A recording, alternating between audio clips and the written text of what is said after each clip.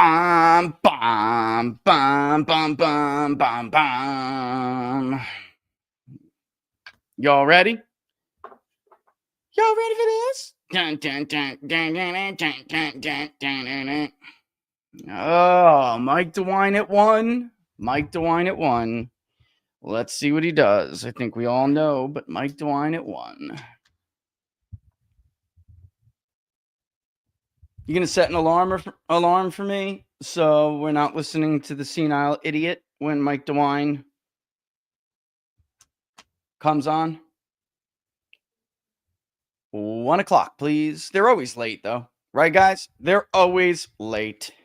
Always late. Politicians can never be on time. They either have to put their pants on, put the cigar out, finish their drink. Did I say pull their pants up already? That's a biggie. Put the money in the drawer, you know? The 4 Freedom poll ready to go too, just in case I want to look at it. All right, cool. Come on, Getter. Let's go. Do.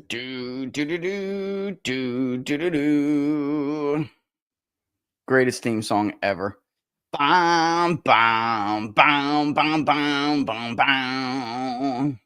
You ever hear Nino slap that on a Stratocaster? What? So good. With the dude from Anthrax. You guys know what I'm talking about. Don't play like you don't. Let's go.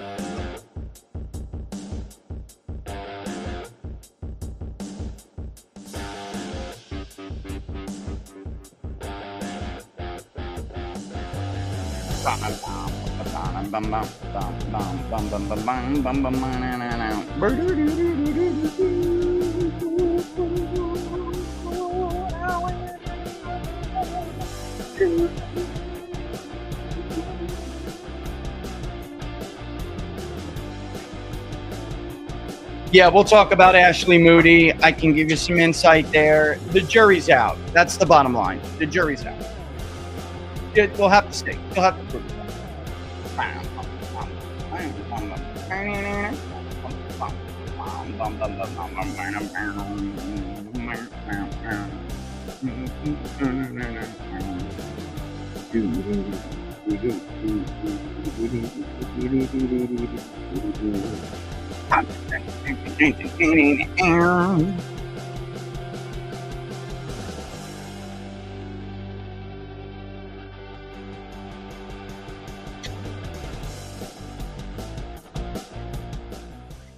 All right, it's time. Welcome to Inside the Numbers with the People's Pundit. I'm your host, Rich Barris, the People's Pundit. Don't forget to like the videos if you like them and share them far and wide. Subscribe. And guess what? If you're on YouTube, it would be great if you could mosey on over to Rumble and do the same thing, and vice versa. But of course, the best place to follow what we do is right down below in the numbers below, in the letters below. peoplespundit.locals.com, peoplespundit.locals.com. There is a refresher on there, a little bit of a flashback. All right. Freedom poll, that's a tongue twister. 4 Freedoms poll flashback. All right, that I put up there yesterday in case everybody needed a bit of a reminder. We have the RFK confirmation coming up, and I went on Jack Poso to talk about it because, everyone's seeing Jack and I are talking, and we're like, why are people not understanding that you have the military-industrial complex, but then you also have the pharmaceutical-industrial complex, and that is almost as bad, and it has gotten considerably worse since the pandemic. All right. So if you think they're just going to let RFK roll up in there, you got another thing coming. I will say this, though, that they absolutely have. Thank you. They have Sarah's dodging the camera. They absolutely have the most ridiculous, and love you, by the way. They have the most ridiculous number of lobbyists set to obviously keep what they got, their piece of the pie. During the pandemic. All right. So the 4 Freedoms poll is up there because I don't think that the impact RFK had on this election got enough attention outside of this show. All right. I mean, there are people who discussed it and there were people who talked about it. Sure. But there are a couple things that need to be understood. One of them, first and foremost, is that you needed RFK to bridge over to MAGA, the group of people that we studied day in and day out for a year on this show. Okay. Particularly the people who say they have very little in common or nothing in common with either two parties, have very low vote history, and are fed up with the whole damn system. Right? So, huge deal. There were a lot of them in places like Pennsylvania. There were a lot of them in places all over the mid-Atlantic, from New York to New Jersey. Where was RFK actually polling the strongest, folks? Go back and look at some of those Siena College polls, right?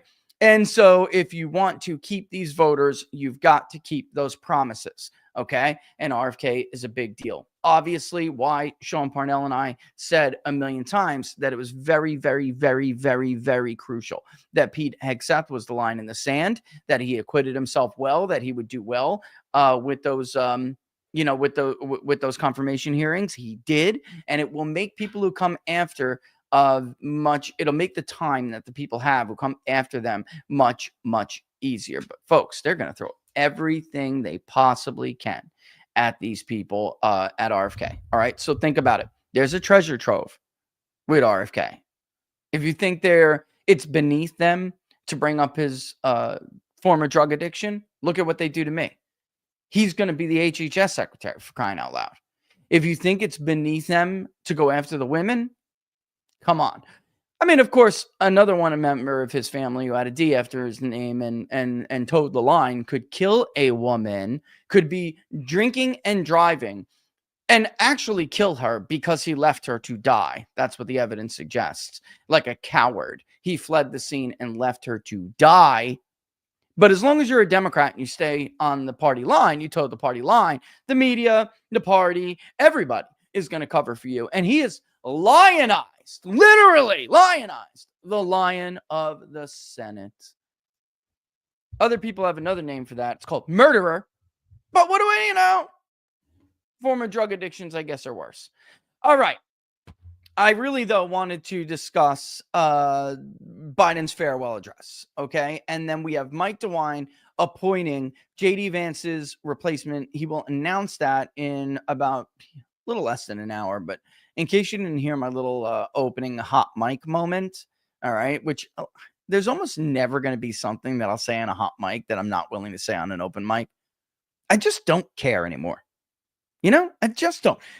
I am hated by all of these people, right? From my own industry to the Beltway. Like, I just don't care what they think of me. I just don't. So, like, there's really nothing that I could say or do that's going to give them, speaking of ammunition, going to give them any more ammunition. So, with that said, what I was saying was politicians are always late, all right, for one reason or another. A cigar in an inappropriate place, all right, other than their mouths. All right, maybe they have to pull their pants up. Maybe they have to stash the cash somewhere. They're always late doing something. So I would be shocked if he waltzed out there at 1 o'clock, but that's what the time is on the schedule, 1 o'clock. All right. Also, there's the matter of Ashley Moody and Marco Rubio to, the seat. We'll get into all of that, but the short of it is she's only run and won statewide office. She has a lot to prove. I don't really care. People are like, oh, well, she did this. Oh, well, she did that. Okay. And I have seen the strongest backbone men crumble in D.C. Paychecks, fat payoffs, folks, go a long way. So we'll see. All right. I'm not saying anything bad about her. I'm simply saying that is the norm in this town. And we will just have to wait, and everyone has to prove themselves. There's absolutely nothing wrong with me saying, hey, we should expect everybody to prove themselves. Okay. First and foremost, Biden leaving office in a few days. We have 3 days before Donald J. Trump is the president once again. We have had 4 years now that I am not in the pollster role anymore. And I feel like I am speaking for the majority when I say this, and not always, but it became the majority. So I feel like I'm perfectly within my rights to say this as a pollster. We had 4 years of a regime who was not legitimate. We had 4 years of an illegitimate regime basically consisting of a senile old man who barely knows what the hell is going on anymore, and a bunch of young, I think I know it all, ivory tower ass hats who never run a lemonade stand, let alone an executive branch of the largest government in the world, effing everything up in the name of being the anti-Trump. Trump was for the Keystone XL pipeline. Let's get rid of it and send energy prices through the moon and manufacturing and energy and construction down in the doldrums. Donald Trump had a plan in Afghanistan. Let's scrap it and put our own plan into existence. Get more than a dozen people killed in the process. We can all watch images of Afghanis we made false promises to try to hug the aircraft as it friggin' takes off and they plummet to their death from 1,000 feet in the sky.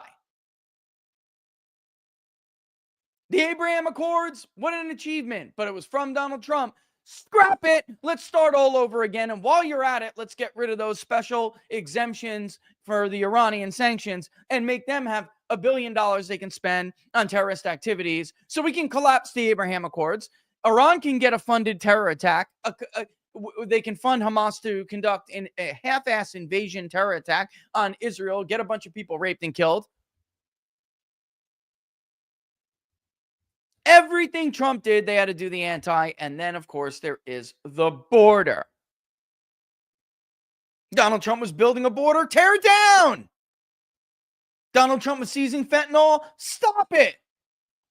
Donald Trump had that special investigation unit in the Department of Homeland Security chasing down human smugglers. Why don't we end it? Get a bunch of young ladies raped and killed, have a whole bunch of fentanyl come across the border and kill our teenage youth. And everybody else for that matter. Why not? GG's. In a couple of days, that's all going to be over.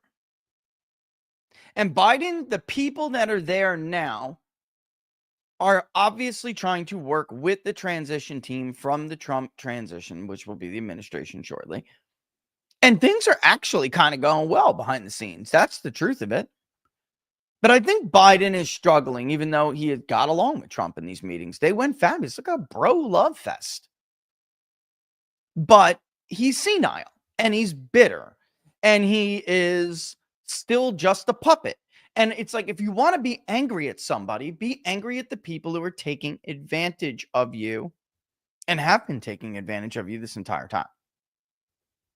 So I know it was a little bit old here, but in order to talk about what I want to talk about, I had to throw some of it a bit in the trash. All right. Like I was going in a different direction here until the president did something about an hour ago, and it goes hand in hand with what we were going to talk about anyway. So I figured I might as well just add this to the mix. But before we do that, we have to do a little bit of a flashback.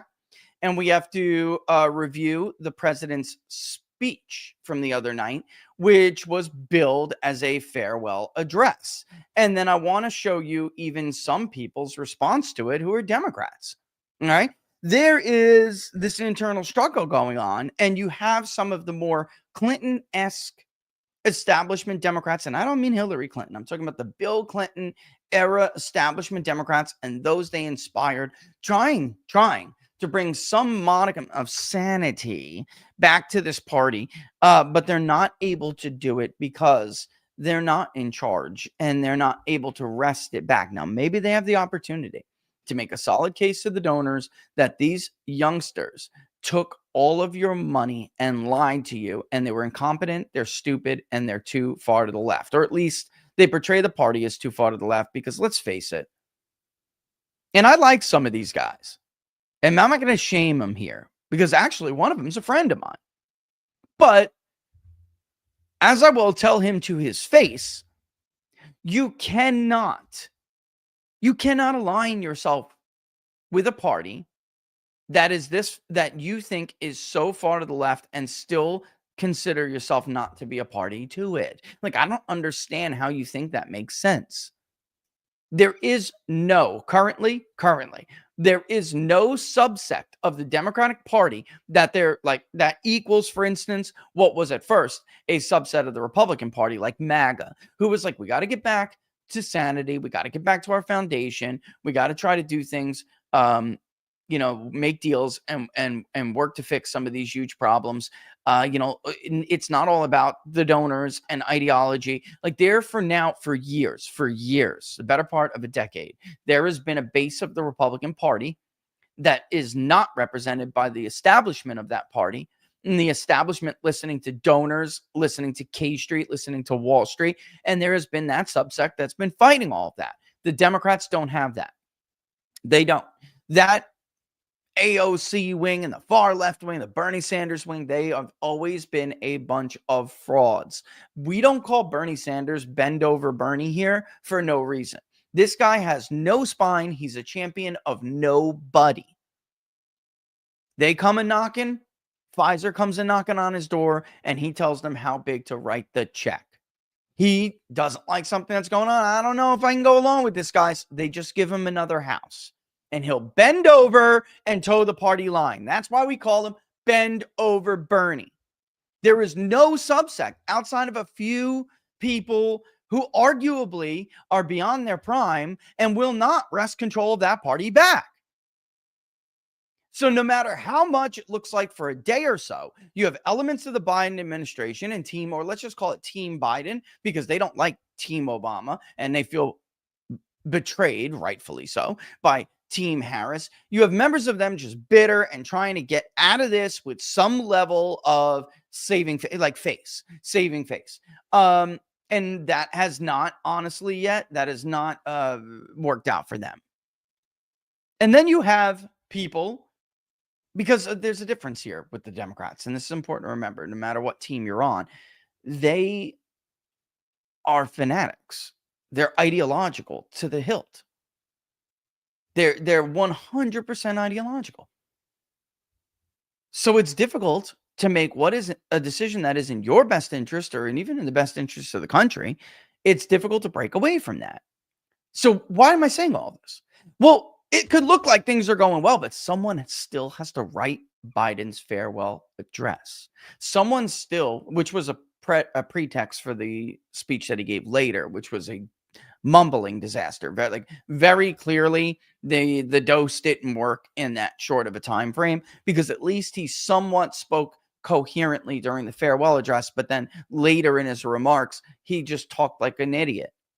Like a simpleton, like somebody who is very textbook senile. So obviously his dose wore off by that time, but somebody still has to write these remarks.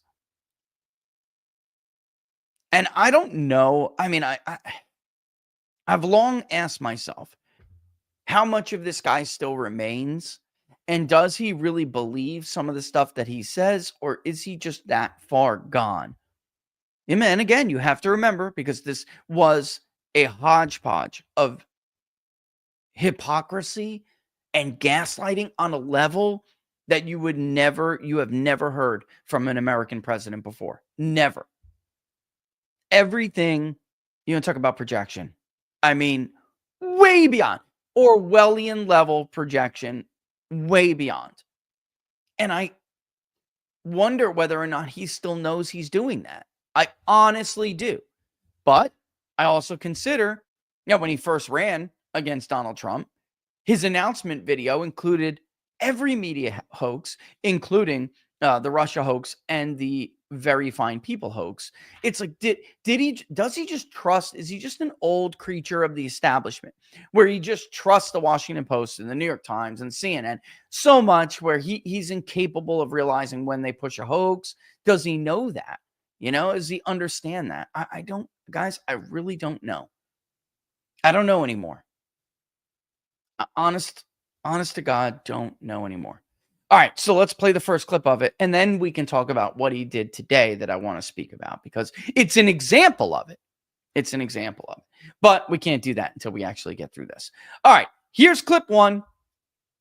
Let's roll it. Let me bring it on the whoa. Let me bring it on the board first. Okay, here we go. This is Biden from his farewell address. Americans are being buried under an avalanche of misinformation and disinformation, enabling the abuse of power. The free press is crumbling.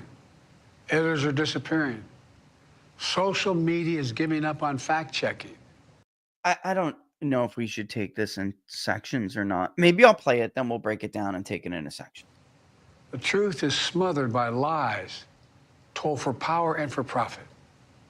We must hold the social platforms accountable to protect our children, our families, and our very democracy from the abuse of power. Okay, that's Media Research Center. Let's take it. Let's take it little by little because there's so much there. It really is. There's John Fredericks, by the way, if you missed it. My buddy John Fredericks, not on his show, he posted a clip to TikTok responding to it, like point by point by point. And if you want that, like throughout the whole address, you should definitely go and watch his response because it truly is incredible. We're only going to do a few here and some biggies here that had to do with the actual election. Because look, it's stunning to me that people don't understand that they don't believe this. Like, Americans did not believe this when we had the election. Like, why on earth? How on earth are these 20s? Because I'm telling you right now, that's what's going on here. A bunch of 20-somethings, James Carville and stuff, couldn't stand. All of these guys couldn't stand. They're just very stupid. They think they're smart, but they're stupid. And I don't know if they just don't get it. You know, I really don't know. But let's go point by point here, and we'll talk about each one of them because this is incredible. Under an avalanche of misinformation. All right, number one, stop. Americans are being bombarded. They're being, buried under an avalanche of misinformation, he says. Okay, well, that's rather funny in and of itself because, of course, this is the administration that, first of all, even before we get into it, and this is going to overlap with another point, they were elected by an avalanche of misinformation. We know that, and we can actually prove that. Hold on one second. Let me just respond. Yeah. So yeah, we can actually prove that one of them, of course, being his son's laptop, right? Using misinformation by having your connections with big tech and Silicon Valley, they used that misinformation to hide things that were damaging. So damaging, in fact, that they absolutely would have lost the election. And most people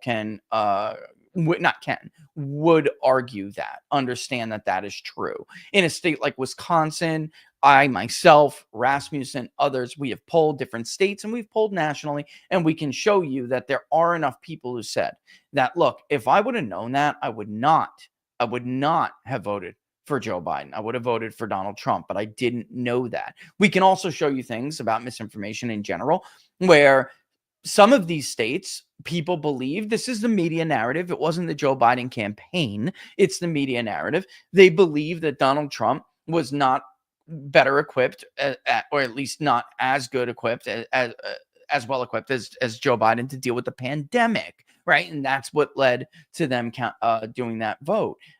Casting their vote the way they did, but now they don't believe it, right? So all of this wasn't like, oh, we misunderstood. They were led to believe it by his friends in the media, by the censorship class in Silicon Valley. They did this, right? Mark Zuckerberg is running around saying he's ashamed of himself for it. Like, that's basically what he's doing. But tough shit, Mark. You did it. This is on you. I mean, you don't get a pass now. Or maybe Trump will give you one, but you don't get a pass from me. Right? They led Americans to believe things that were, in fact, not true. So here we are. This is where we're at yet. So basically, basically, we can keep going with that. But then he gets in office real quick before I start the next section of this, and he starts a government bureau to deal with disinformation. And we know that it really just consisted. I'm on that list. I'm on it. It just consisted of the Federal Bureau of Investigation and other areas of that bureaucracy, the other specific bureaucracy, disinformation, dealing with members of social media influencing class and whatnot, and parts of media that they chose to go after. It just deals with them censoring those of us who told the American public information, gave them information that they did not want us to give. Me in particular, I'm on there, and that nothing I said was untrue. It had to deal with things like signature verification, also had to deal with adverse effects of the COVID vaccine. If you pulled that, you ended up on it. And many, many other people ended up on a list for that purpose. All right. So it's rich that he would, in his farewell address, and he brings up Eisenhower. Eisenhower warning of the military industrial complex is not the same of Joe Biden warning of it, because the military industrial, warning about the misinformation complex, because they are the misinformation complex. Eisenhower was not. Eisenhower came in after Truman basically started what is now the modern national security state. Could he stop it? I mean, arguably he could have done better, but he wasn't a central figure to it. He didn't use it against his political enemies. Like, this is not a comparable example. Biden is the product of the censorship and misinformation state. He's like the product of it. He would not exist. His presidency would not exist if not for it. And he himself used it as a tool in order to maintain power. So it's just rich for Biden to even keep doing this. Let's go. It's going to be more specific examples here. Disinformation. Enabling the abuse of power. Okay. Let's just stop right there. Disinformation would be an example of disinformation would be the Russian collusion hoax. Okay, that's disinformation. You could argue it's missed too, but in order to enable the abuse of power, Biden says. Well, what exactly would you call charging someone and his cohorts with fake crimes and using power to put them in prison for it and their supporters in prison for it, right? I mean, this Russia collusion, J6 was disinformation. They certainly did mislead people who were there. You had the president himself telling people to be peaceful. He's using the administrative state and his actors in the administrative state to prod people, to entrap people into doing something, and then he persecutes and prosecutes them for it. Like, what example is there one that we can point to with Donald Trump where he uses a dis or misinformation campaign to then go after his political opponents? 51, I'm telling you, the number one liberal answer to that would be, what are you talking about? The Hunter Biden laptop. He wants to prosecute Joe Biden and his son for the Hunter Biden laptop. And it would only be a very small group of people who still believe that lie. 51 intelligence officers back me up, Rich. What are you talking about? They were lying to you. And they were doing it to gain power, which they then abused. The investigations that Donald Trump as president spoke about regarding the Biden family were credible and had a pretext. We're going to get into some of that in a second, in the next clip. He wasn't starting or asking Vladimir Zelensky to open an investigation into something that did not exist. He didn't ask any of his attorney generals or an allied power to come up with a BS novel legal theory that nobody has ever used before so he could prosecute any member of the Biden family. He let Hillary Clinton go. In 2017, in the interest of national unity, he let her go. He could have directed the Department of Justice. He could have directed the IRS, by the way. I mean, even the review from PricewaterhouseCoopers, which is, for people who don't know, it's like a very large accounting firm for very big businesses. And they audited the Clinton family charities and how they declare in the state of New York. It's all fudged up. It would have been easy, low-hanging fruit for Donald Trump to say, you got to go after them for that. He didn't. And the thanks he got was a collusion hoax. All right, let's keep going. The free press is crumbling. Editors are disappearing. Social media is giving up on fact-checking. Okay. He's now going to repeat this over and again. Media is collapsing because of media's lack of credibility, because they lie to advance the power of one political party. They lie for a party to win elections, an administrative state to not have to deal with anyone who comes to change the status quo, which benefits them. We talked about this on Monday and even last week. Part of their problem with picking up the pieces is that the media, and you'll see a clip later of them obviously trying to carry water for Biden in response to this speech. But there is very clearly a line that they are not now willing to cross, because they know at some point it's them. Well, in their case, in first person, it's us or them. We either keep doing it at this level and continuously lose credibility, lose viewers, lose advertisers, lose our business model, or we cut them loose until they're ready again to contribute to this little incestuous relationship in a positive way. They have nothing to offer right now. They are the political losers who are failing to mount political opposition to the majority party, the majority governing party. They offer the media nothing. The Democratic Party, their president, their pundits, their politicians, at this point now are a liability to the media. Again, folks, the bottom line here is that literally everything he says is backward, upside down, inside out. It's not even projection. It's something beyond projection. The media is crumbling because of their actions and his actions. One of the major reasons, I think, and I honestly think we could probably prove this with polling. And maybe this is something we have to think about doing in our next poll. And by the way, Laura and I were just talking about getting Trump a pre or during inauguration approval. But it probably is smarter to wait until he puts his hands up and then says, and that would be like peak honeymoon time. That would be the peak time to get his honeymoon approval rating. And we'll see from there. Okay.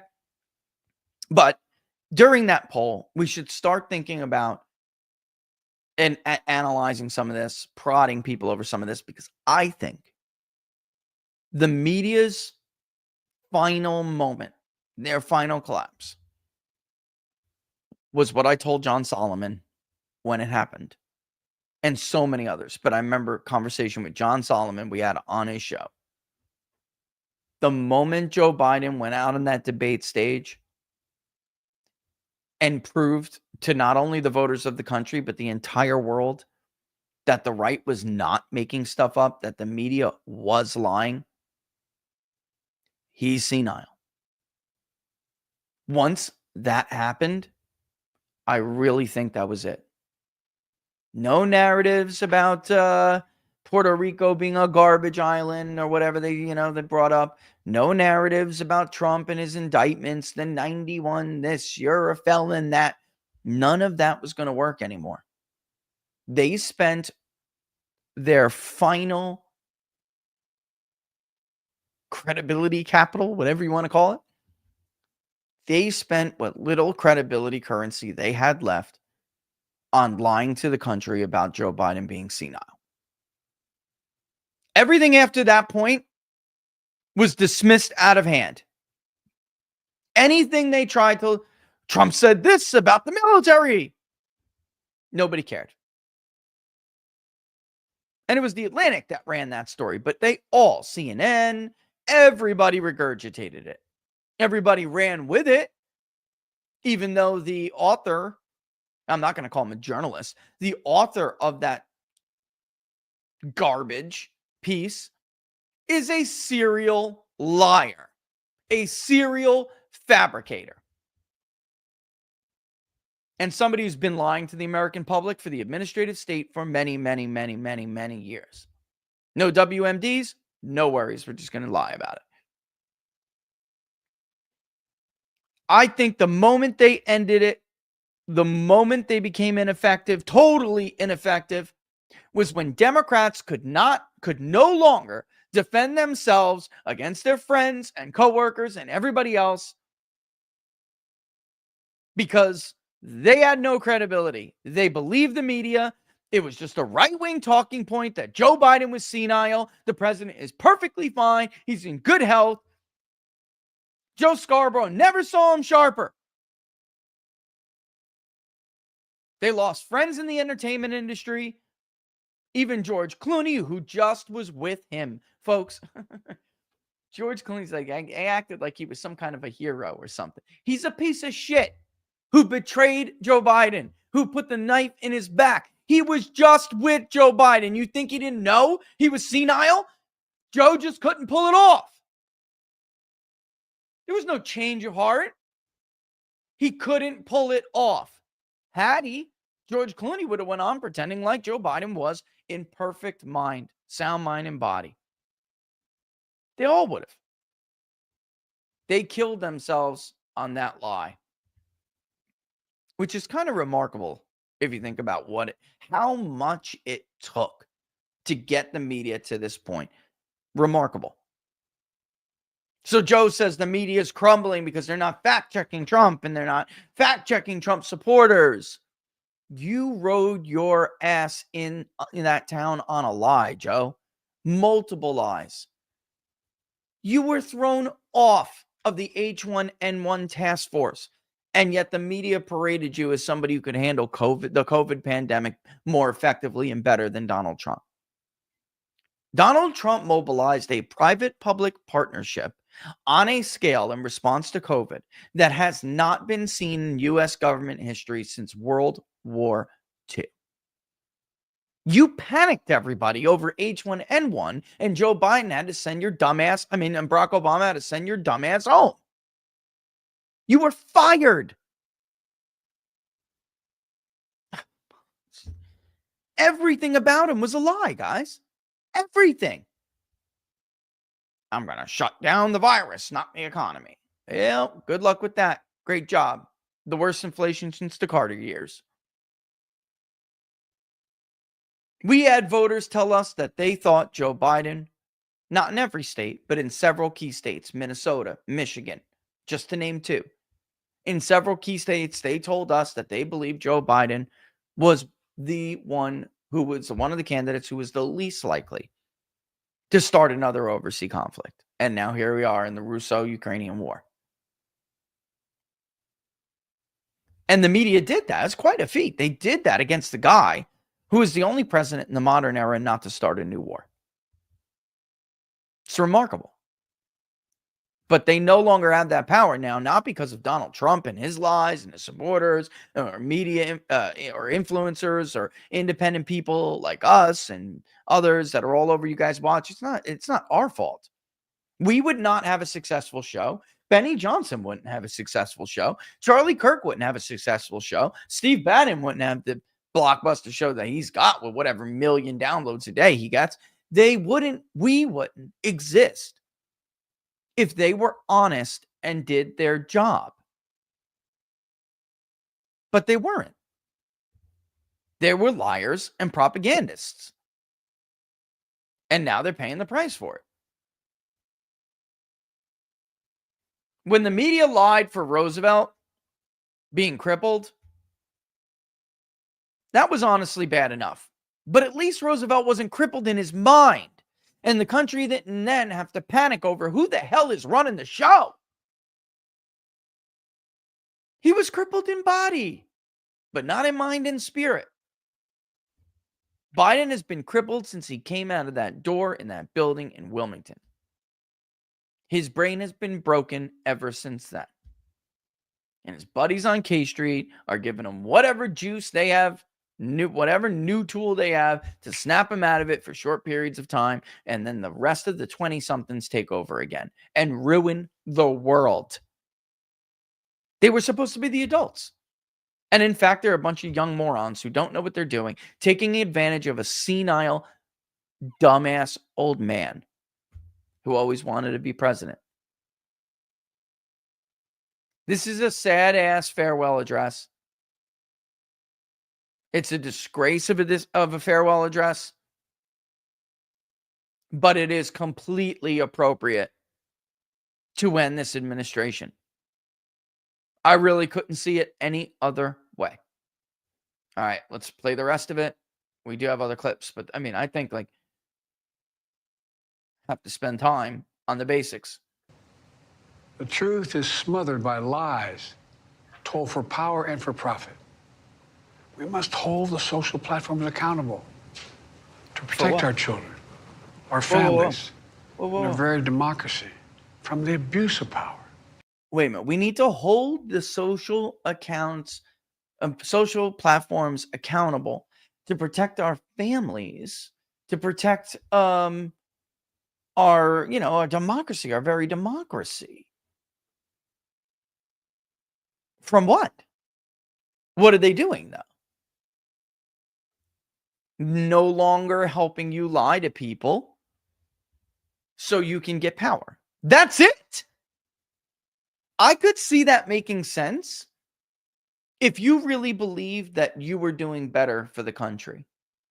But on every objective measure, you are a total failure. You didn't do better for the mother who's got to go to the grocery store and can't afford eggs. You didn't do better for the college student who has ridiculous student loans. You didn't do better. You failed at that. I mean, and you tried to break the law to do it. I mean, so what the hell are you talking about with abuse of power? You abused the law to try to buy their votes. And when the Supreme Court shot you down, you then tried to abuse your power again and change the Supreme Court. It's remarkable. I don't even think the word hypocritical sums this up. Like, there needs to be a word, folks. And that's why so many people reach back into their vocab tools and they pull out the word Orwellian or something, because it really does imply this is Twilight Zone level. Maybe it's more Alfred Hitchcock than it is George Orwell. This is Twilight Zone level of distortion of reality.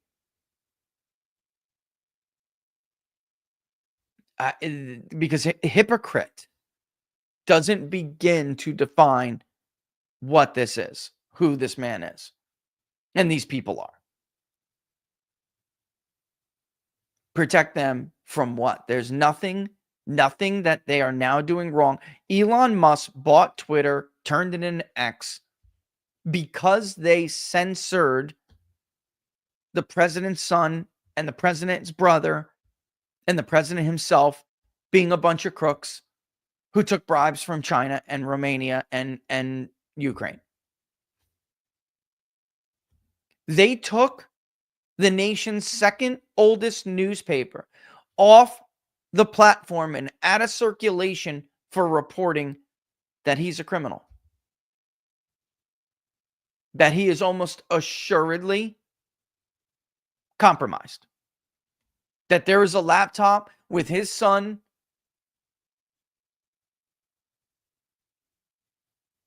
cavorting with what appear to be underage Eastern European prostitutes while he cracks himself out. In another world, tapes like those are used to blackmail men like him. This is what John Ratcliffe was talking about when he said, I stood in the breach that day when 51 intelligence officers abused their authority and the guise of credibility and the stature of the IC. I stood in the breach and I stood up for the truth. Because John believed that Joe Biden was corrupted, that he was compromised, and that the Chinese oligarchs in Eastern Europe had him by the balls. And you could not allow a sitting president to be in office who is compromised by foreign adversaries. Deadly serious stuff. But he's mad. And I know I'm mirrored here. I got to go like this. But this guy is mad because they no longer cover up that stuff for him. The media is failing because they've lost their credibility trying to cover up stuff for him. And so these are all bad things.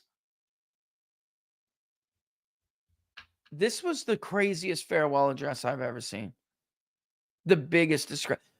Guys, holy crap, how far have we fallen from chopping down the cherry tree? Like,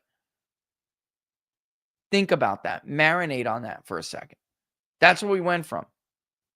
George Washington and I shall not tell a lie, which of course is just, exaggerated and myth, but it's meant to not lie to you about something. It's meant to underscore the kind of man he was. Now we have this. This is what we get now. Or what we got. The upside here is his senile ass is out of here in 72 hours. That's the upside. All right, yeah, let's get rid of that. It's the other one. Yeah. Clip 2, please. This is going to get more specific. All right.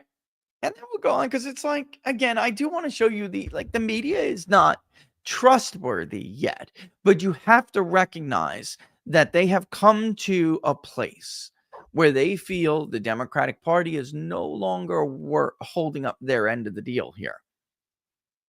And the party's going to be around. They're going to try to have an image makeover.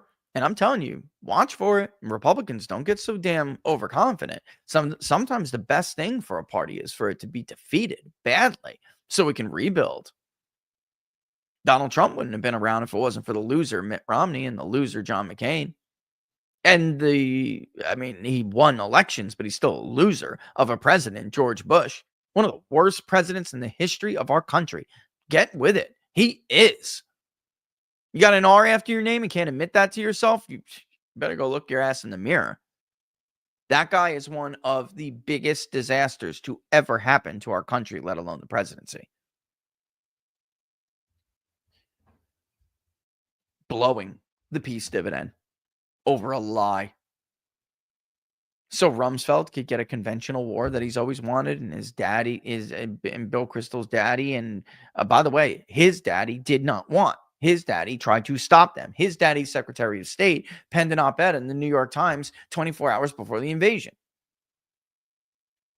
That was a political FU to try to stop that invasion. That's what Baker was doing. But he didn't stop it. Paul Wolfowitz got his way. Bill Kristol got his way. His daddy, his communist daddy, got his way. Rumsfeld got their way. One time you may ever hear me defend a CIA chief, at least George Tenet went in there like, we don't need all this. We'll just kill all of these people, Mr. President. My guys will take a couple ODAs from the U.S. Army and a couple, easy teams, what was Delta. We'll take a couple Delta guys. We'll take a couple ODAs for support, and we will execute every one of these and that's it. And they were. It was working.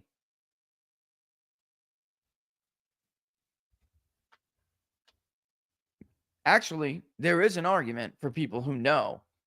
There is an argument that Rumsfeld's argument for a conventional war in the days after 9/11 is what gave Osama bin Laden the window to escape over Tora Bora into Pakistan.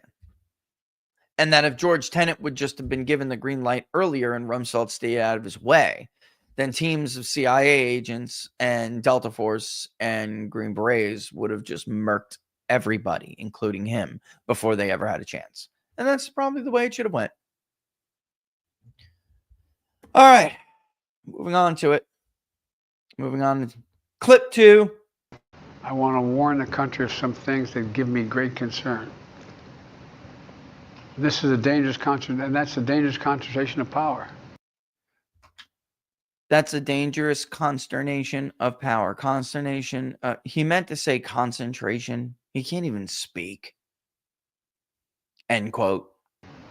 In the hands of a very few ultra-wealthy people. and the dangerous consequences if their abuse of power is left unchecked. Yes. For those of you who are now questioning whether or not they heard this correctly, yes. That is Joe Biden. Hold on, let me get rid of something here. This thing is glitching me out. Yeah, there we go. That's going to be much better now. That is Joe Biden, in case you need a confirmation here. In case you need consternation, okay? That is Joe Biden, president of the Oligarchs Association, president of the U.S.-Ukraine Oligarchs Club, okay? Warning about an oligarchy in the United States. Donald Trump only became president not once, but twice now. Within 72 hours, he will be again. Warning about that. But Joe Biden suddenly now, 8 years later, since the guy came down the escalator, wants to pretend like Donald Trump is the oligarch society. This is insane. This is one of the most, it's not hypocritical. It's not disinformation. This is so off and out of reality. It's insane. That is an insane statement. Now, if it would have been the moment, you want to know what would have really made it an Eisenhower moment, is if he would have made clear that he's talking about his own party, that he's talking about the donors of his own party, that he's talking about the people who benefit in the bureaucracy on K Street, in Wall Street, because of his party. Eisenhower, when he said, I want to issue a warning, betrayed his own people in a good way. Eisenhower was essentially, like Trump, a class betrayer. He was the supreme Allied commander in World War II. And yet he said the problem is the military-industrial complex, which then gave everybody a shit fit in D.C.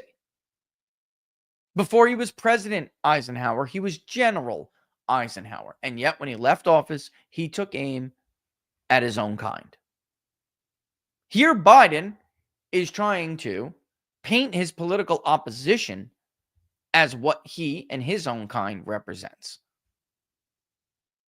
It's insane. This is a man who has been in office for over 4 decades and never had a job, never had private wealth, never did anything except from take money from foreign countries and special interest groups. As Laura, my wife, constantly brings up, this is a man who once said on camera before he was Senator Biden that he will be your political whore. Whoever gives him money, he is happy to be their political whore. He is now a multimillionaire who doesn't have a single skill. His skill and his service, his product, is public office, influence, policy. He has always sold that to the highest bidder. And those highest bidders are not always in the United States. They are oligarchs from other countries. And he sold his own ass to them. And now he's got the audacity to warn the public about an oligarchy. The closest thing we have to an oligarchy in this country is the very left-wing, incestuous relationship of big, powerful people from Wall Street to Silicon Valley to Washington, D.C. and Hollywood. And the military-industrial complex, which is part of Washington, D.C., but we just put all that together. That is the oligarchy. His party represents them, not Donald Trump's, although there are definitely, of course, Republicans who represent, and don't forget Big Pharma, right? Thank you, locals. Do not forget Big Pharma. This is crazy. And again, all behind the, because we're almost an hour in here. I'm going to have to speed this up and get to a funny clip before we go into some of the responses. And then today, what happened today. And then hopefully by that time, Mike DeWine will trot his ass out a half an hour late. Hey, somebody give me, because I hear Laura's yelling, the alarm is going off. That was a 5-minute alarm before the bell. Just somebody, if you do see Mike DeWine pop out, or maybe he's not even going to, he's just going to release a statement, then please let me know. Oh, it's out. Okay, it is out. Okay, how the hell did this happen? I thought he was coming out. Unless, oh my God, time zone. All right. I mean, look, it could be worse. Can we take a second here before we play the next clip here? Can we? It could be worse. All right, I'll put up the rest of Joe's clip in a second. Again, I don't know well enough. So I don't know the guy well enough. He'll have to prove himself worthy of the voters of Ohio. But there he is. That's JD Vance's replacement. I will ask JD personally what he thinks of this replacement. And I mean, maybe he'll let me say it, maybe he won't. But I will tell you what I'm hearing. But the Signal Cleveland is has reported, it's done, it's been out, that it's John Husted, and he will be the replacement for JD Vance. For those who don't know who he is the lieutenant governor of the state of Ohio. Is he MAGA? Is he JD Vance level replacement? I don't know. All right. But he's the lieutenant governor, guys. I know. So we'll hear it when it comes out in a little bit. It has not officially come out, I guess. It is what is being reported. There's no reason to suggest this Signal Cleveland doesn't know what they're talking about. But we'll see. Look, Vivek has got his hands full. He's doing something else. Matt Dolan would have been another utter disaster. We'll see. All I can tell you is the establishment in Ohio does not know that it's not them winning elections. They don't understand that nobody wants to go back to the Rob Portman days. Like, that's not going to happen unless you want to lose Mahoning County and the entire Ohio River Valley. I mean, do you? You can go back to listening to Karl Rove that there's enough votes in Franklin to pull you over by a you-know-what hair. There aren't. So we'll see. You know, I don't know enough about the guy, so we will see. All right. DeWine is a rhino, yes, guys. I'm trying to be nice here, CR. I'm watching the conversation on locals. He's a freaking rhino. Okay? I'm giving him the benefit of the doubt here, but John Husted is a rhino. I expect him to be very much like a Rob Portman-like figure. I will talk to JD Vance about it, but I think he is an absolute, what's the word I'm looking for? I think he's a tool. All right. Maybe he's not, and I'll eat crow if he's not. I think he's a tool. I think that's right up John Thune's alley. But yeah, you can get rid of him. He's only an appointment. If you want somebody better, if you know somebody better, you can get rid of him. This was my main concern with JD Vance being picked as Trump's vice president. At the end of the day, he's going to be a fantastic vice president, I'm sure. I know JD, he's a good egg. Good egg. Great guy. So great, in fact, he's basically unreplaceable as a U.S. Senator. He is, or was, I believed, very needed for voters in the U.S. Senate. He was, as I called him over and over again, the most represented, or I would say, yeah, he's the most representable. Is that even? No, representative. He is the most representative senator in the damn Senate, meaning he is going to the Senate to support policy and carry out things that he knows the people of his state want him to do. He best reflects the people who elected him. And it's a tragedy anytime you see somebody like that go. All right. Great pick for vice president. Tragedy. Today, An oligarchy is taking shape in America of extreme wealth, power, and influence that literally threatens our entire democracy, our basic rights and freedoms, and a fair shot for everyone to get ahead. That's all great. Now, if you would have said, and they bankroll my party, as well as other politicians, as well as other certain establishment figures in the Republican Party. If he would have said that, that would have been one thing. But who did he just award the Presidential Medal of Freedom? Anybody? Any takers? George Soros!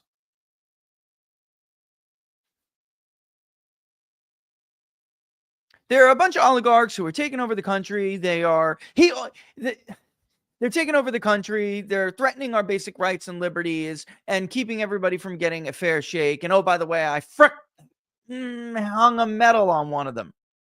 Proud of me? You proud of me? I pulled it back. I hung a medal on one of them. The district attorneys all over the country who are prosecuting Trump and his supporters, ripping grandmas and grandpas out of their homes and throwing them in jail, were bankrolled by one that he hung a medal on.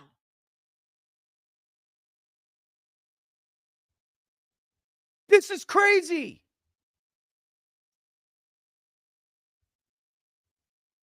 Holy crap.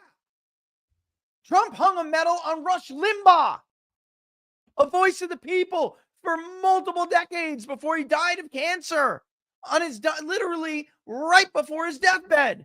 This guy hung a medal on a foreigner who bankrolls the campaigns of people who use communist foreign tactics to persecute their political opponents.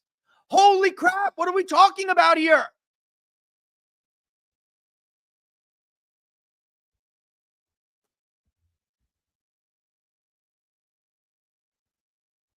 I'm about to have a heart attack. This is crazy. Don't let them give you a heart attack, folks. They could. Believe me. What are we talking about? We see the consequences all across America. And we've seen it before. More than a century ago. But the American... I'm sorry, what was that? Was that English? What? That's not a word, dude. Holy crap. People stood up to the robber barons back then and busted the trusts. They didn't punish the wealthy. They just made the wealthy play by the rules everybody else had to. Workers want rights to earn their fair share. You know, they were dealt into the deal, and it helped put us on a path to building the largest middle class, the most prosperous century any nation in the world has ever seen. Okay, so those who need translation, what he's talking about is how the speculators led to the Great Recession, a Great Depression, which then needed, of course, every progressive's hero, Franklin Delano Roosevelt, to create the what we now know, of course, as the New Deal, which led to Johnson's Great Society, and here we are all these years later. And that's lifted so much out of poverty and leveled the playing field for everybody. Folks, the New Deal and the Great Society haven't led to anybody coming up with an innovative idea and changing the world. What are you talking about? It's a social safety net, and it sure as hell didn't stamp out the oligarchy. I will take the guilds. Yes, the guilds. I will take the guilds over the progressive era order that they created any day. Any day. So few or so infrequent do we now hear of people, men like that. These like titans of America who came from nothing, who built themselves up. Now, with people like his son, totally incompetent, not even a stable person, not even a functional member of society, being used as a bag boy, getting rich for it, being used as a bag boy between his dad and oligarchs. This is nuts. And by the way, it wasn't even as, I cannot stress this enough. From a public polling perspective, the New Deal was not popular back then. It was not the entirety of it. What you now know of the New Deal is a minuscule amount of what remained from his true agenda, which was rejected in the midterms later, the midterm after he implemented it, and rolled back by that subsequent Congress. And it does not exist today. What is left is like old age insurance, which we now know is Social Security. And he attempted to destroy the U.S. Supreme Court in order to maintain it. And he failed, thank the Lord. This is nuts. This is beyond a rewriting of history into now rewriting recent history. There have always been the rich and powerful in this country. Always. The only difference between now or recent years and then is that they didn't always have all of these institutions on their side like they do now, all united by common purpose and utilizing a common vehicle, which is the Democratic Party, in order to get and maintain power. They didn't always have the watchdogs of truth and the, which we used to be the media. They didn't always have them in the bag carrying water. Were they biased? I mean, they've always been have had a hint of a bias. I mean, they're definitely slanted one way or the other, but not like this. This is full-blown Praetorian Guard. It's full-blown now. That's the only difference. And they're having a conniption. They're having a meltdown over the fact that it failed, and it is failing. And they don't really know where the bottom is here. So what do they think to do? Knee-jerk reaction, try to paint the political opponent as what they are. But they tried this before. They tried this during the election, and it did not work. Didn't work. This has got to be the darkest farewell address I've ever heard. It's much darker than Eisenhower, even though he was making an even darker warning. He was issuing an even darker warning. It's got to be the darkest one ever because it's so dishonest. It not only casts this cloud over the future, or attempts to, but it tries to tell you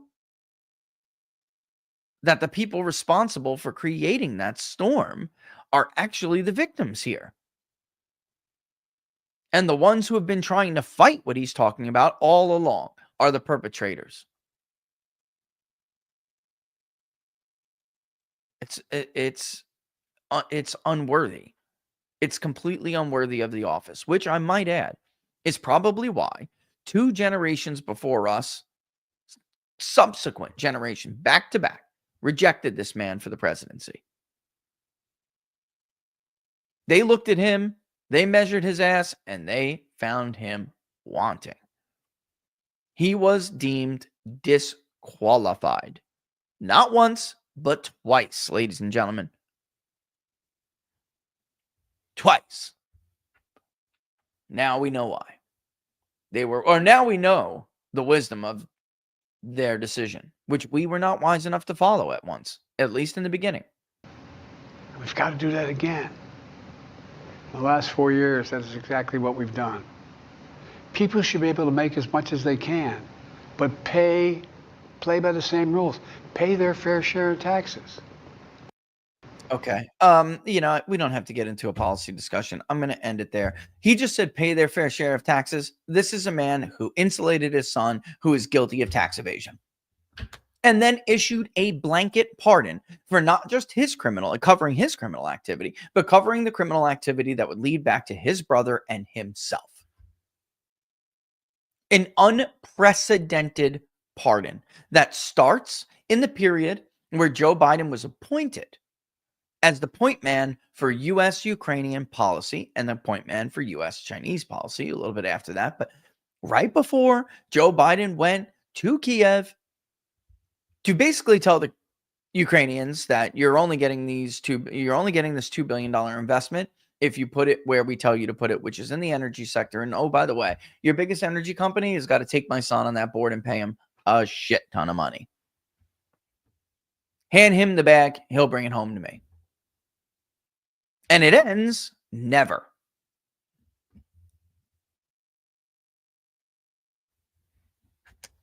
Clear, open shut case of tax evasion, tax fraud. And he's going to lecture us about paying our fair share. That says nothing of the debate about the Tax Cuts and Jobs Act, which they were going to let sunset, which was a massive tax cut for the middle class in this country. Massive. 85% saw a reduction in their tax burden, overwhelmingly. Not the wealthiest people in this country, the middle class and the middle class, working class, and the upper middle class. 5% got a tax raise because, of course, they actually were the most wealthy, and 10% saw really no change in their tax burden. That is what the Tax Cuts and Jobs Act did. Along, by the way, with increasing revenue to the Treasury for the first time since the Great Recession, getting us on track towards some kind of lower annual deficit, which is now blown. It's been blown. 100 times over, it's been blown. But for the first time since they squandered the peace dividend, the CBO said, you know what? We could be on track here to lower our deficits. There was a federal debt tracker, by the way, on People's Pundit Daily for years. And for the first 13 months of the Trump administration, the trend was going in the right direction. Which is why Trump should have never signed the CARES Act, because that is what led to his opponents being able to have the talking point that actually, no, Trump increased the deficit, or the debt. He had record deficits, right, because of the CARES Act in response to the pandemic, which he should have never have signed. Nor should he have signed the omnibus bill in 2018. He should have made Paul Ryan and Kevin McCarthy figure out how to do their job. Something tells me he probably is not going to make such egregious mistakes next time. Speaking of which, so he goes on and on talking about fair shares and paying taxes. Later on CNN, he's a real estate mogul. He's an investor. He's a whole bunch of things. Let's call him business tycoon. Kevin O'Leary goes on CNN to try to explain to these morons why this was the most mind-boggling example of hypocrisy. And you got to look at their faces, because they just don't seem to understand why Americans didn't buy their BS leading up to the election, and they still can't understand why they're not. Like, some of them believe their own BS, and you can see it in this clip. I think so. No. Remember, she said, I agree. We have Trump coming and all the bad things about concentration of wealth. Americans appreciate the ability to pursue the American dream every day, and we do not push down on success ever. So, yes, Musk is rich. So what? Zuck, I don't think rich, the issue is how and rich everybody they are. else comes to this country almost drowning in rivers or getting cut under barbed wires to get in here to pursue their dream. Before he goes on, let me just point out that it was perfectly fine. Mark Zuckerberg was a hero. Elon Musk was a hero to them when they were on their side. So what's the real sin here? That they turned against them. That's the real sin. That they no longer bankroll them. That's the real sin. Right. Like, and Derek, you're actually saying something on locals. It's a really big point. a lot, and it's the case with Kevin, it's the case with a lot of these people. They're not huge fans of Donald Trump at all. Oh, Richie endorsed him. Right, because the alternative was so dangerous and so bad. This is a businessman. When he watches the state of New York at the behest of the president try to seize the assets of another tycoon using the most ridiculous legal concepts and theories, like we're in Soviet Russia or something, of course you're going to scare the hell out of them. All of those people that defected in Silicon Valley. Musk actively supported Joe Biden in 2020. They proved themselves to be so incompetent and so dangerous, not just dangerously incompetent, but also not worthy of the power that was entrusted to them. Because they did what Joe Biden just warned everybody of. Abused the shit out of it. To hurt their opponents, to hurt the American public. He says everybody has a right to make as much money as they can. They couldn't. They couldn't afford groceries. Do you guys remember the poll we did before the midterms about people and their inability to find things in grocery stores? And then when they could find it, they couldn't afford it. Do you remember the percentages? That was one of the most depressing polls I've ever conducted. People telling us they could not buy bread or eggs. And when they found their meats for, their favorite meats, forget about it. There's no way I can afford a rib roast. Got to go with the market meat again, if it's on the shelves, because there was a shortage. We all forget about that. Miles and miles of ships off each port. Nothing on the grocery store shelves. Take that, along with men like him wondering whether or not they're going to end up in jail one day because they're on the ass end of an argument with a Democrat. Or forget about it, maybe in an internment camp because they weren't vaccinated. These people aren't Trump lovers. They scared the crap out of them.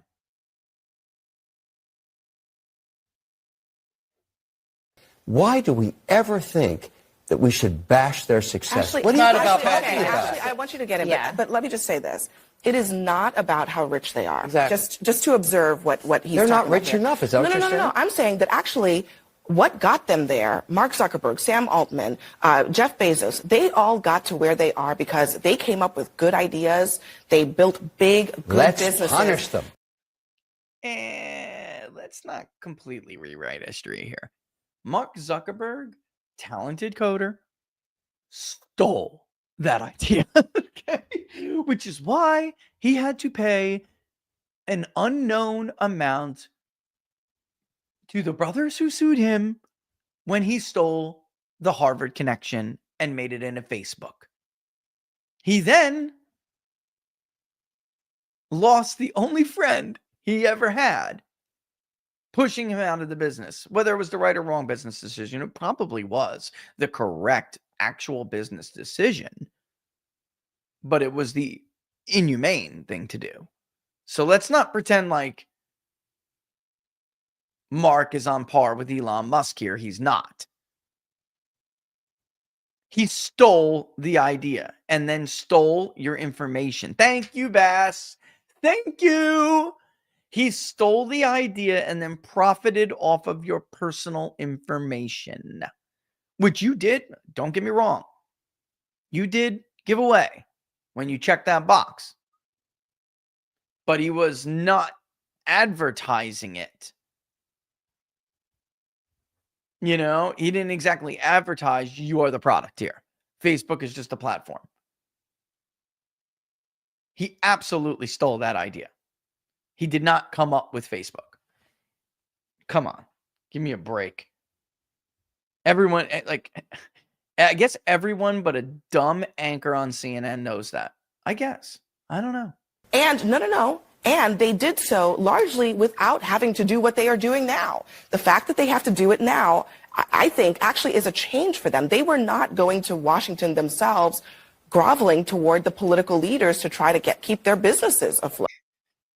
In fact, unfortunately, when Mark did build that business, in order to protect it, he had to cooperate. I mean, this is his own testimony. He had to cooperate and felt like the Democrats and the administrative state put a gun to his head. All right. I mean, like, you will do this. You will give us this money. You will give us this cooperation, or we will destroy you. Now, I'm not giving him an out here. I don't like the guy at all. I think he is a world-class piece of shit. But if you are the CEO of a company and the government comes to you and says, you're going to do this or else, don't be so sure to say, well, I'd be a bigger man and I wouldn't do it. You don't know that. You've never been in that position. You've never been responsible for the jobs and lives of lots and lots of other people. I'm just saying, I'm not, again, don't think I'm defending Mark Zuckerberg here. I'm not. And he gave that money in 2020 out of his own, much of it, a lot of his own pocket. And he shouted from the rooftops how happy he was to be giving all that money to defeat Trump. And he rigged the system. He did it in a way that violated Bush v. Gore so blatantly. Money went not toward the facilitation of elections, as he said it would be, the more easy, facilitation of elections. He gave it in certain areas where there are more Democrats, so he can make it easier for them to vote and harder for non-Democrats to vote.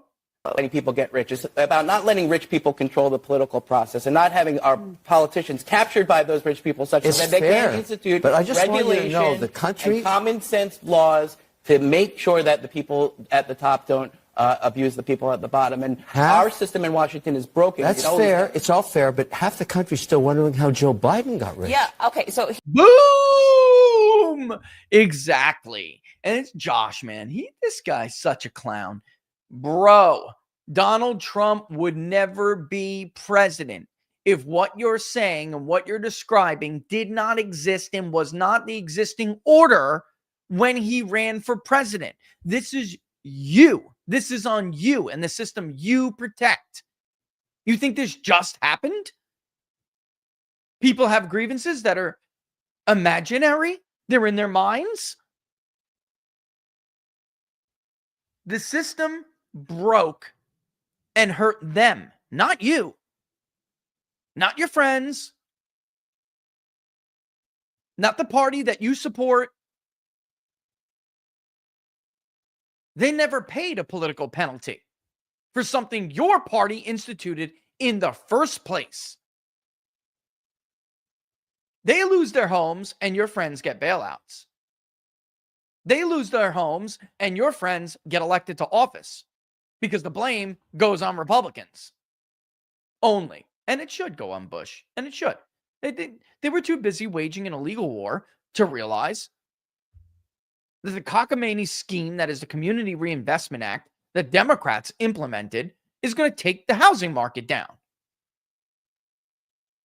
But they do get some share of the blame, a lot of it, for not doing anything about it, not having the courage, the moral courage, by the way, to do something about it because they knew it was coming. Hank Paulson knew.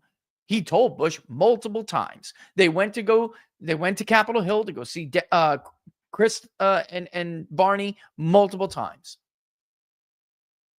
It's not like it came out of nowhere. It didn't. Many of us absolutely knew that was going to happen. Now at that scale, and whether it's smart enough to short the banks, short, mortgages, the housing market, that's another story. But the fact that it was a house of cards wasn't really secret. And then again, as Leary points out, more to the point, how did Joe Biden get rich, Josh? How did Nancy Pelosi get rich? How did Nancy Pelosi know every time to trade those stocks? Come on, give me a break. This is insulting to everyone's intelligence. How did he get rich? But if Okay, Joe maybe Biden here's got rich, How did he get rich? Does anybody understand how I that actually happened? think that, Kevin, your question about Joe Biden's legacy and how he will be seen He is wrote a book, actually by the way. extremely important. He wrote a book. Did you hear that, guys? Joe Biden is rich because he wrote a book. Did you hear that? Holy crap. Because I think it's not just Republicans who are asking the question, is Joe Biden going to be looked back on fondly? Democrats are too. I can't stand listening to people who pretend and act like they're smart and they're not. Like, she is awful. Is stupidity like a prerequisite to work at CNN? Why do they have all these dumb people who actually think they're smart? Caitlin Collins is another one for you. Dana Bash. Like, where do they get these people? This is what happens when it ends up being an artificial aristocracy. You just get all these stupid people in these positions that don't belong in those positions. All right. You know what? I got to take a break, but when we do, we're going to come back and look at she said Democrats, and that's why I ended with this clip. It's not just Republicans who are talking about how Joe Biden will be remembered and Joe Biden's legacy, but also Democrats. Okay? Okay, fine. Let's look at that when we come back. But before we do, let's take not before we do. We're going to take a quick break. Just remember, if you like the videos, don't forget to like them, share them far and wide. If you're on Rumble right now, don't forget to subscribe. If you're on YouTube, same thing. But of course, it would be great if you would take a minute, if you're on YouTube, to go over to Rumble and subscribe there. It's a super big help, vice versa. But the best place is always to follow us is right there on Locals. peoplespundit.locals.com. peoplespundit.locals.com. All right. Let's kick off with a commercial or two or a read or two, and we'll come back after this. All right.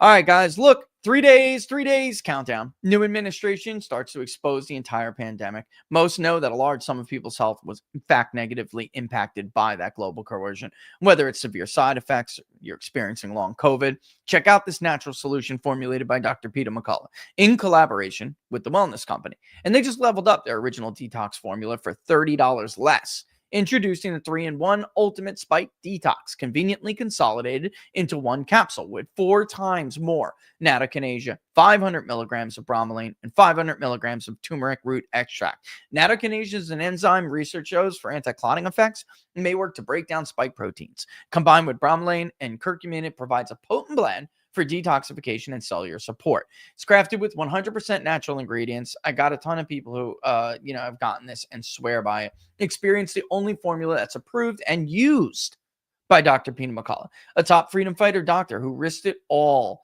to fight against the global pandemic, right? The tyranny of Fauciism.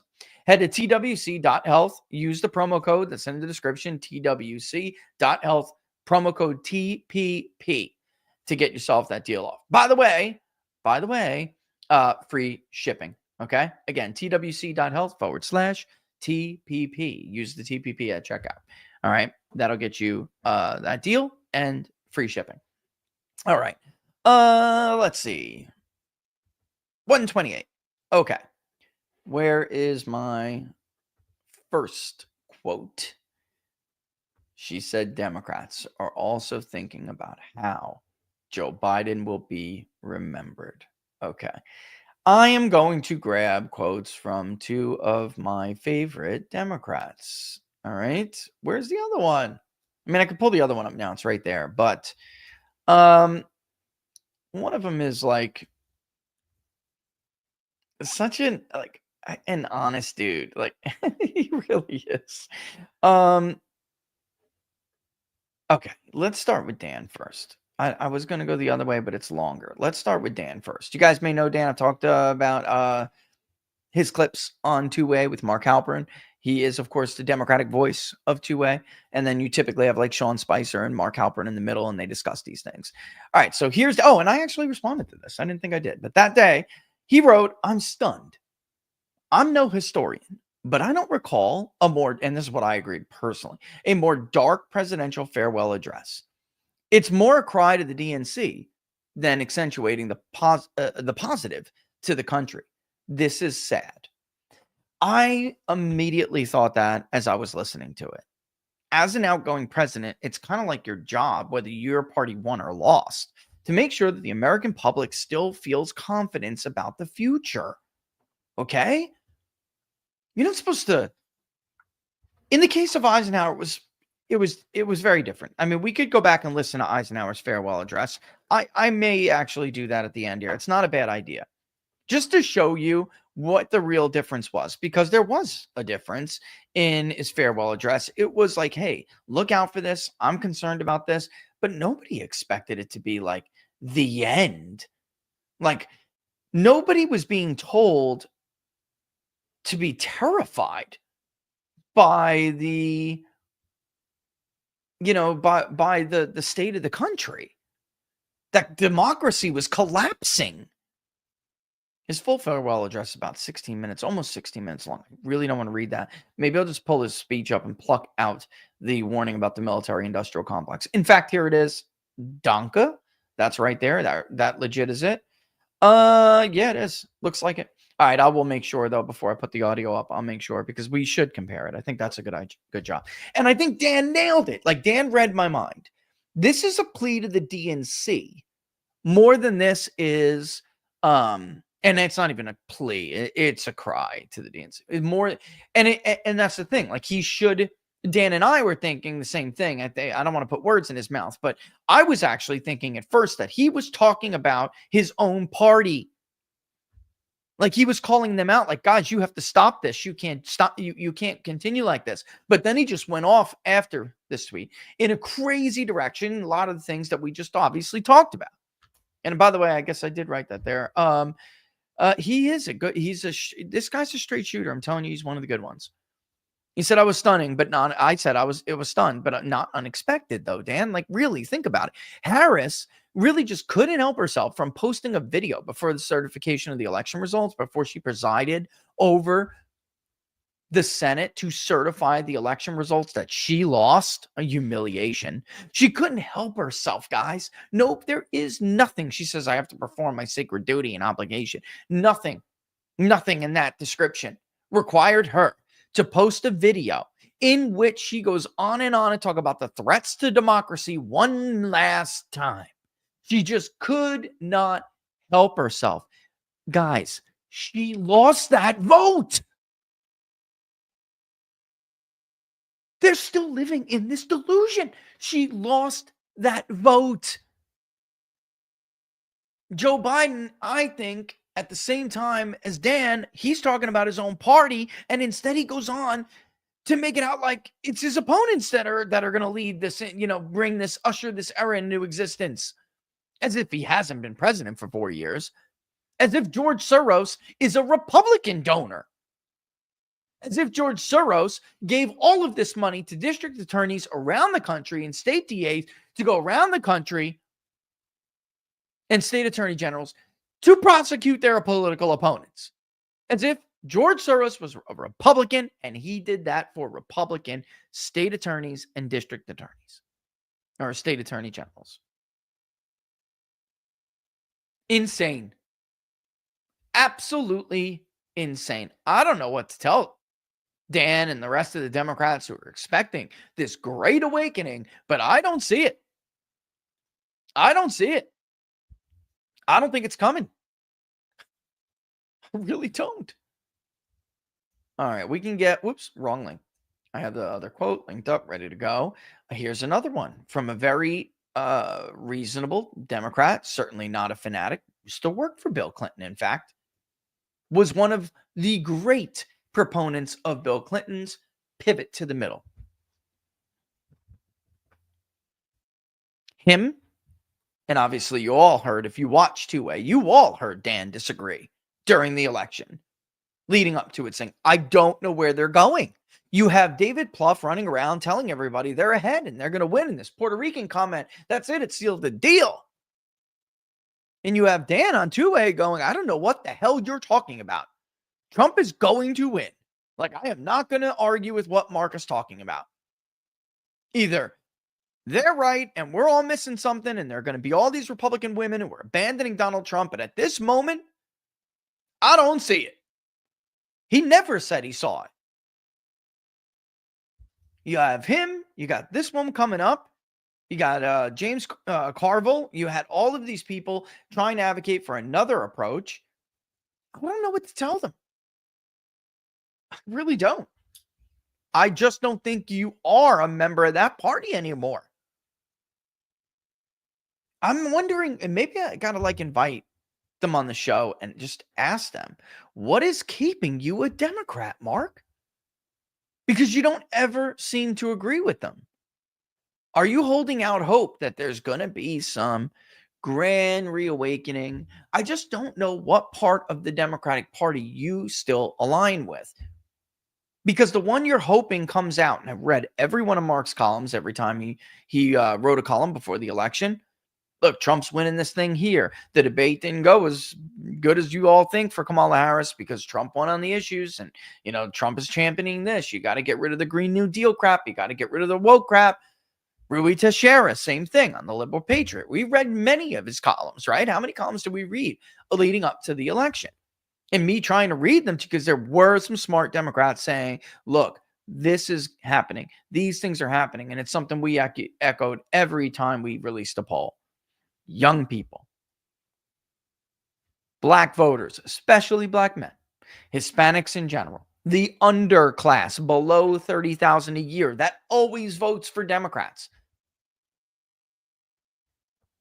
You cannot win if you're a Democrat hoping out that there are going to be Republican women who defect for you. Like that's, even if many of them did, it probably still would not have been enough to give them that election. There were just too many black voters who voted for Trump. There were too many Hispanic voters who voted for Donald Trump. There were too many working class whites who came out and voted for Donald Trump. There was just not enough of a deterioration among white college educated voters to beat him. It just was if that would have happened, it would have required a dramatic decline in the non-college share in the states that Rui pounded on time in, time out, day in and day out. And it's like, that was never really going to happen. Georgia's 65% non-college. Michigan is 65% non-college. Pennsylvania is 61% non-college. Florida, super women. Oh my God, look at the share of the female vote. Right. And Floridian women are super conservative compared to other battleground states. So what are you talking about? Like, this is unbelievable. And now they're all trying to figure out how it all went wrong. And Mark, yet again, goes after this speech and puts a bullet point up for why this was politically. You don't have the power to get away with this scam. Like, you don't have the power to try to scam people with that kind of a gaslight and then think that it's going to be effective. And that's ultimately what he's doing here. Let me put this up. Let me put it up big so everybody can read it. And he says, farewell, Biden. That's the first thing he writes.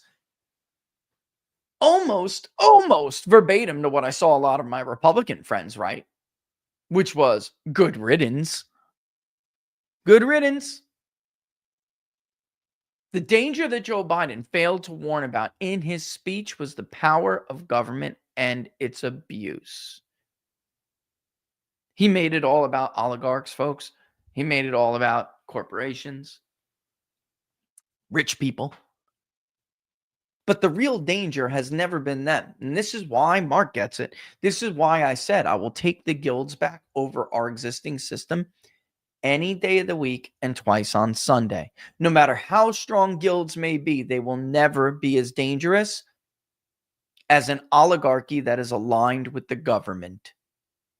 They will never have the might and force of police state power at their disposal. Can they be powerful? Sure. Can they accumulate power that's private power, private security, private militias, private? Of course. Will they ever have a power that is equal to a functioning system turned against their political opponents and their enemies? Absolutely not. No way. You have the military. You have state national guards. You have the power of the law in state attorneys, district attorneys, attorney generals. You have federal law enforcement. You have intelligence agencies. granted and misusing powers that never were meant to exist in this country. There is no guild that could ever pose a risk or a threat to your personal liberty worse or exceeding that of what Mark and I are talking about here, which is the power of government and its abuse. Nothing is more dangerous than that. Nothing. Now would probably be a good time for my periodic, yet frequent, hat tip to RJ Rummel. It's called Death by Government. Government is the biggest murderer of human beings ever. It has always been like that. It always will be like that. They are not some great referee, some moral referee who will get in between you and the baddies in society and make it all right. No, they will be co-opted and used against you. And they are more powerful than any big baddie you could ever hope to be protected from by that government. Which is more dangerous, John Dillinger or the FBI that was basically established to pursue him and others? Give me back John Dillinger, please. Abuse when government determines what can and cannot be written on social media. Amen. And this is a man who just said our social media institutions are crumbling. They're filled with misinformation. What are you talking about? This is the danger. Abuse when government determines what can and cannot be written on social media. That's the danger. That is what this country has been suffering from. That's the sickness that has been killing us. Not that Elon Musk bought X and supported Donald Trump instead of Joe Biden like he did 4 years ago. Isn't that childish when you compare the two? Isn't it childish? Petty?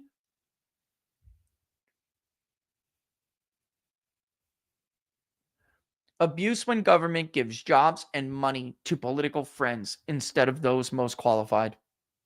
Pete Buttigieg was not qualified to be the Department of Transportation head. He couldn't even run a small city in Indiana. But because he ran for the presidential nomination and you needed him out, you needed him a political friend, and because he's gay, you made him the transportation secretary, and our grocery stores didn't have food on their shelves. We have a Supreme Court justice who can't define what a man or a woman is. The president's own son was making millions and millions of dollars with his connection to foreign companies owned and controlled by foreign adversaries because he is Joe Biden's son, not because he speaks Mandarin, not because he speaks Ukrainian, not because he speaks Russian, not because he speaks Romanian, not because he knows the energy sector, not because he knows anything about the military projects, the scope of the projects that China was conducting at the time, simply because he is Joe Biden's son. Ditto Jim Biden, who everyone tells me is one of the dumbest men they have ever met in their lives. But he's Joe Biden's brother, and he can pick up a phone and call them and change the course of U.S. policy. That is abuse. That is dangerous. That is a threat to the existence of our self-governance. When Donald Trump starts doing that, let me know. Taking advice from his son doesn't qualify as that. When he puts Don Jr. in charge of relations with the Chinese military, come talk to me.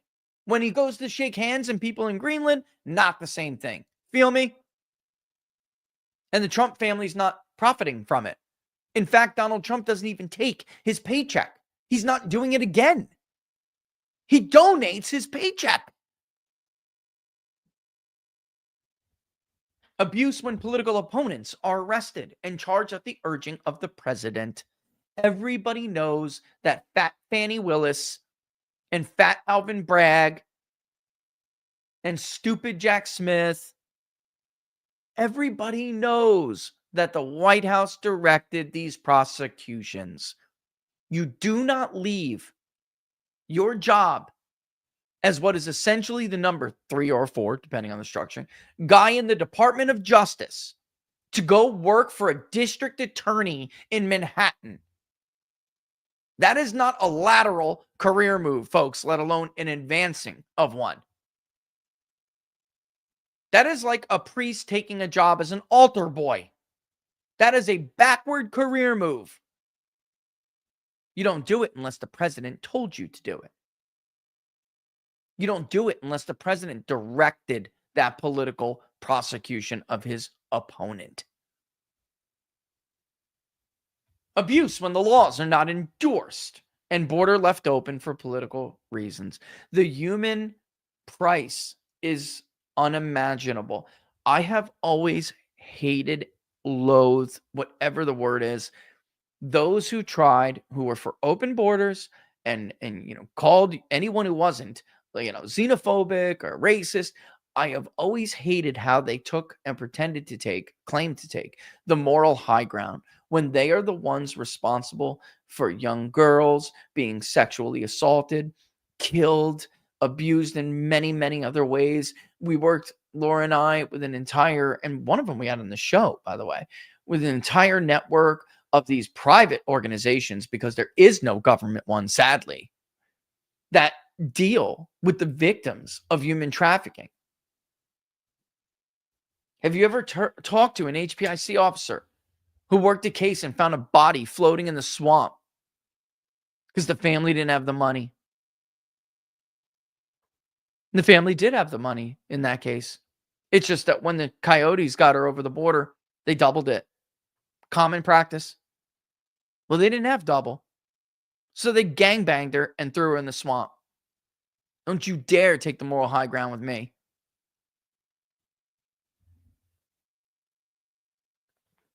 Abuse when hundreds of billions of dollars in loans are forgiven for political gain despite court rulings. Who the hell cares what the court has to say, including the Supreme Court?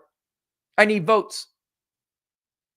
Let me do the immoral thing of forgiving a debt that somebody put on themselves and could not pay back or would not pay back. And I actually do feel for students because I feel like they're sold something that's not really, like they're sold a bill of goods and it's a scam. Going to get a liberal arts degree is not going to give you a career.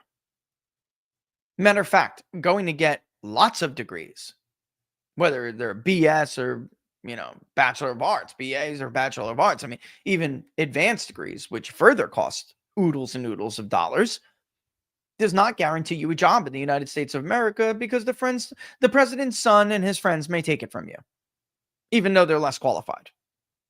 Or maybe there's a DEI hire or there's a Pete Buttigieg around, and they're going to get it based on them being a member of a victim class. So you just invested in your education, which you then will not be able to use. So I actually do feel bad for students who can't pay off the student loans. They've been scammed. But it's still immoral to forgive a debt that somebody accepted on themselves. And then because the debt isn't forgiven, it's being paid by me. I have to pay that debt. I already paid my student loans. That's immoral. Abuse when a president says others should pay taxes while pardoning his own son for failing to pay taxes on millions shaken out of shady global interests. I don't have anything to add to that. That says it all. Well done. Farewell to the almost unprecedented abuse of government power, the core value of the Constitution. You may have said farewell a little bit too early, Mark, and I know we got a boogie here, and I understand we have something at 2:05, so I need to get off a little bit, or I'm going to try to get off a little bit earlier. But you said you said farewell a little too early, buddy. Because today, about an hour before I'm completely finished with my show prep, I get a message from somebody you all know, and I'm not going to blow her up, but I get a message from somebody you all know on Signal, and they're like, did you see this? And at first glance, it doesn't appear like it's that big of a deal because it's not the policy that's really in discussion here. It's the process. This is a man who just lectured all of us on the abuse of power, and he just wipes his ass with the Constitution on his way out the door. Today, give me a second. Hold on. Sorry, Laura, I'm taking a puff. Hold on.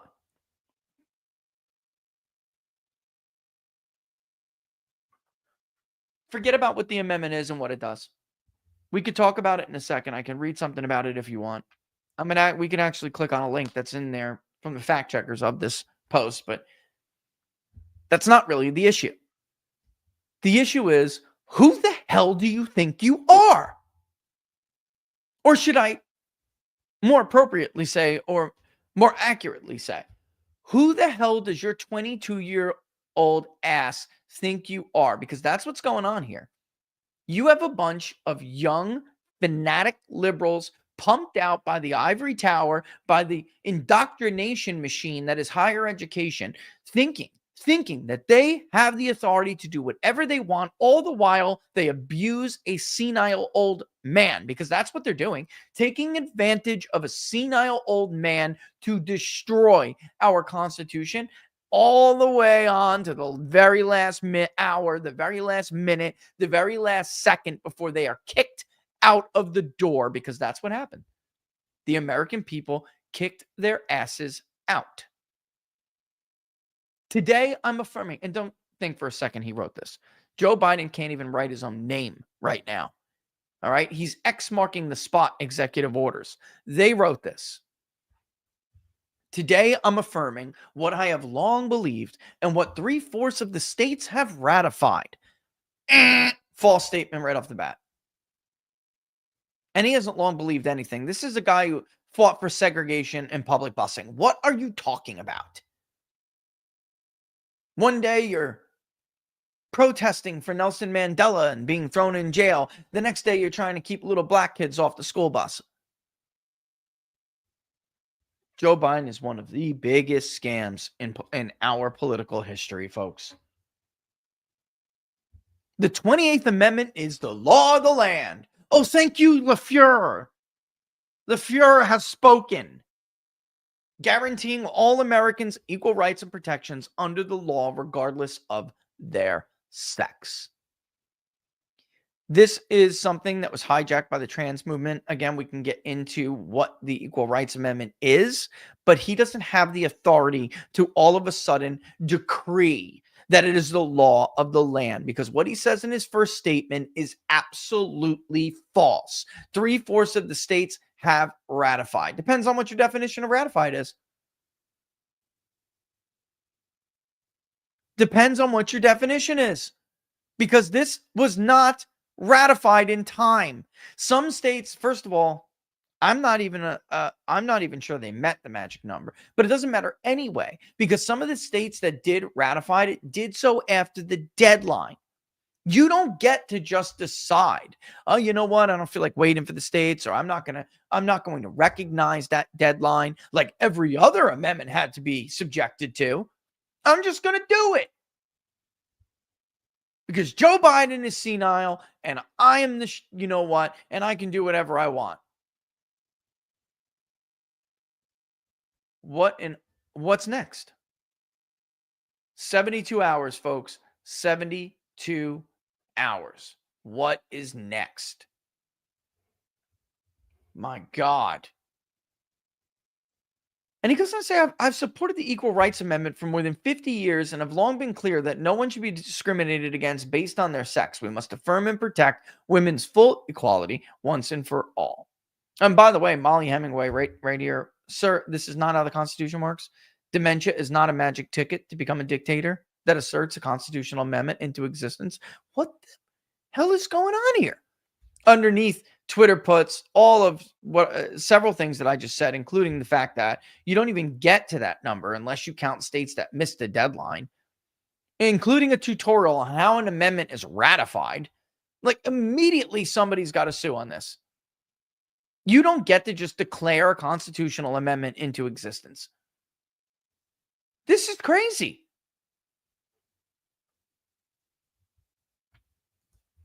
Not to mention, the Senate killed this bill.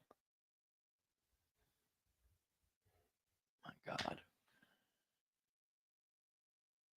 Oh my God. It's just unbelievable.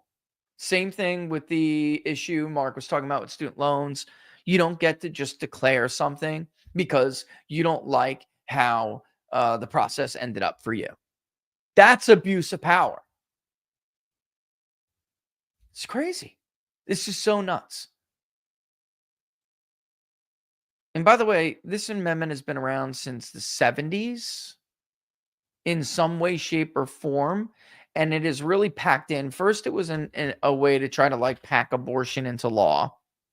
Then it was like hijacked most recently by like LGBTQ, RSTUV, XYZ groups who tried to throw that, their weight in there. I mean, this is just insane. It's insane.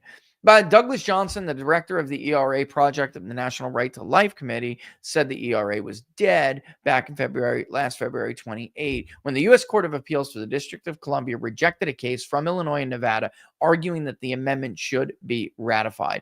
This is what Johnson said at the time. ERA revival advocates continue to deflect news media attention away from the fact that the federal courts have consistently rejected legal claims that the 72 ERA amendment remains viable. I mean, guys, they're trying to make this a ratification over the course of decades. Oh, Connecticut did it in 1976, and this one did it. What? And Joint Resolution 4 would have ratified. Senate Joint Resolution 4, which I'm looking at now, would have declared that the ERA be ratified, even though the deadline to pass it expired decades ago. And several states recently actually took their support away. Those who ratified it before rescinded it. But it failed. Joint Resolution 4 failed. It needed 60 votes, and only 51 votes were tallied. This is crazy. So just so everyone understands, this is multiple other, both other, but on multiple occasions, two other branches of the federal government rejected the ERA, and Joe Biden does this less than 72 hours now before he is out of office. This is why Democrats lost the election, the 2024 election, because they preach to people about things that they themselves are guilty of in the most egregious fashion, and think Americans are so dumb or so blindly trusting in media that they will believe their little parrots. They did not. And Americans see them. It's not hypocrisy. It's evil to try to mislead people like this. Like, it's beyond misleading. It's something else. It's creating an alternative reality. And when you are successful in doing so, as we saw them do in 2020, when you are successful in doing so, it leads to catastrophic results and human suffering.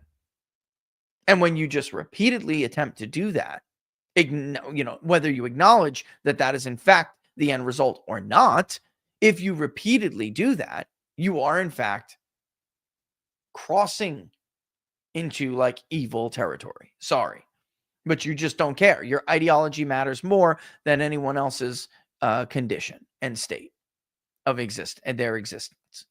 That's awful. That's just awful. That's not bad. That's not a disagreement over issues. It's evil. All right. Yeah, I don't care which party it is. Bottom line. Republicans used to do it too. I'm not excusing anybody here. I'm saying at this current moment, they are the perpetrators. Maybe 10 years from now, the story will be changed. Roles will be reversed. But this is our reality now. All right. 1:59. Time to exit on out of here. Don't forget, if you like the videos, to like them, share them far and wide. And the best place is always to follow us is on Locals, peoplespundit.locals.com. peoplespundit.locals.com. We did get to TWC today, but the rest are also in the description. Brickhouse, I'm telling you guys, if you guys, well, nobody would have gotten it by now, but you try that new strawberry lemonade, you're absolutely going to love it. Field of Greens. It's a whole other level. I need to go get more because the entire family likes it and I'm getting robbed. All right. They're going to suck it down before I have a chance to get mine. So I should try, like, I try to take it like twice a day, but because when do you really eat all that fruit and vegetables? You don't, right? You just don't. And of course, Freedom Gold, our friends at Freedom Gold, they're also in the description. As is the Public Polling Project. Like I said, I think that we should wait till after, because you have the inauguration event and you have the media coverage. We'll see how they do it this time. Last time, Chris Matthews called Trump's speech Hitlerian. So it would only be right to wait until Americans have a chance to see and digest all of that before we go back in again, get another approval rating, see what the honeymoon is. I really do think that's the height of the honeymoon period. So whether it's high or it's low or it's whatever versus the historical comparison, we need to know what that is. All right. All right. That's it.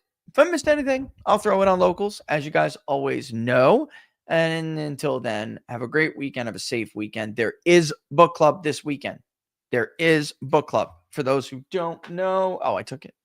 I took it in the other room. I was reading it. Yeah, I took it in the other room.